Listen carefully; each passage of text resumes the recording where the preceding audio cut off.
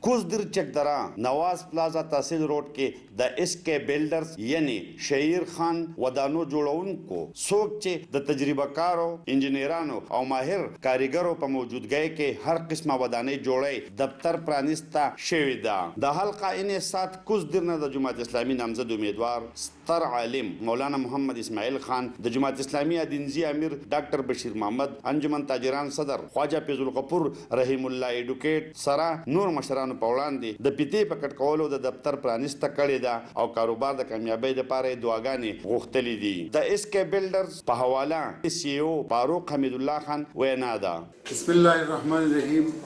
زه فاروق حمید الله خان دا حاجی رحیم الله خان ګل آباد مرحوم زه مونږ جی اس کے بلډرز یو کمپنی اسټابلیش کړل چې د کې مونږ به د بلډینګز کورونه کمرشل پلازې هسپتال سکول وغیرہ څومره بلډینګونه دي د دې تعمیر وکاو د کې مونږ سره یو ډېر زبردست ټیم چې د کې ارکیټیکټس زموږ سره سرویر زموږ سره انجینران زموږ سره میستریان زموږ سره یو ښه ټیم موجود دی ان شاء الله مونږ به کوشش کوو چې د جدید مشینرۍ سره د خپل علاقې خدمت وکړو او ښه تعمیراتو کې دغه وکړو آبادي دا یو خوب دی او اس کے بلډرز کم چې شهیر خان بلډرز دی دا د دې خوبونو تعبیر دی او ان شاء الله مونږ انلیسټډ یو د سی ډي اے سره آر ډي اے سره پی ډي اے سره لوکل ګورنمنت سره ډي ایچ اے سره بهریا ټاون سره څومره غټي ادارې دي مونږ هغو سره الحمدلله انلیسټډ یو او مونږ په ټول پاکستان کې هر ځای کې سرویس ورکوو خصوصا مونږ ملاکنډ ډیویژن فوکس کړی دی او د دې سره مونږ ډېر کوشش په خپل علاقه ادینځۍ باندې وکړو چې زمونږ د ادینځۍ خلکو ته یو ښه کور یو ښه تعبیر میلاو شي او د خپلو خوبونو ښه تعبیر اس کې به انشاءالله په ښه طریقه سره پرووایډ کوي د دې سره سره مونږ دلته د پراپرټۍ زموږ سره خپل طیبه ټاون په نوم باندې ټاون چلیږي د دې سره سره زموږ سره نور مختلف پلاټونه هم پرووایډ کیږي مونږ سره تیار کورونه هم دي الحمدلله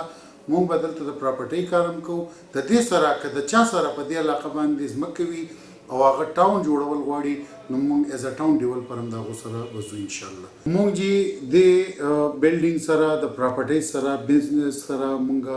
انویسټمنټ ایډوایزري هم کوو زمونږ مختلف پراجیکټ چلیږي مونږ دلته په هغې کې خپل شیرز هم ورکوو مختلفو خلکو ته زمونږ د علاقې کم خلک با اعتماده شیرز اخیستل غواړي نو اس کے بلډرز کمپني د دو لپاره حاضر ده مونږ تاسو ته دعوت درکو راشئ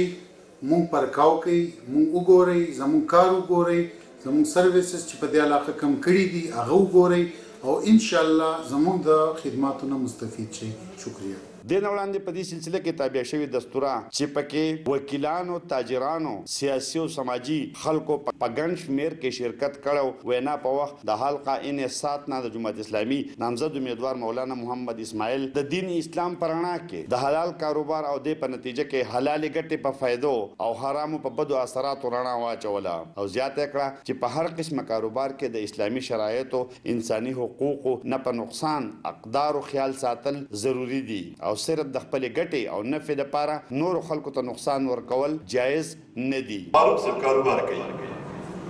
د بلډینګونو جوړي کورونه به جوړي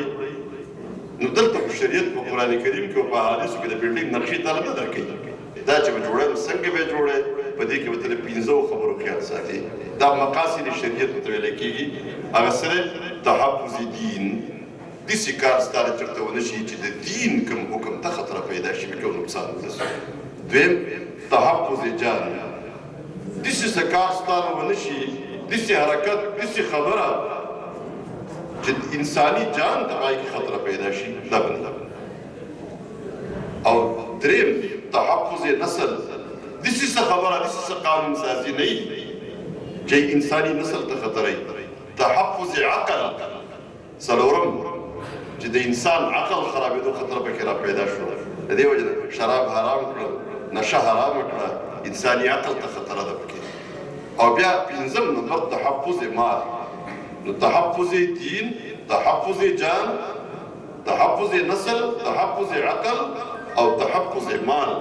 د دې پنځو شرایطو مطابق تاسو قانون جوړ کړي خپل څومره قوانین جوړوي بلډینګ جوړه کور جوړه سړک جوړه هسپتال جوړه چې ته څه کارونه کوې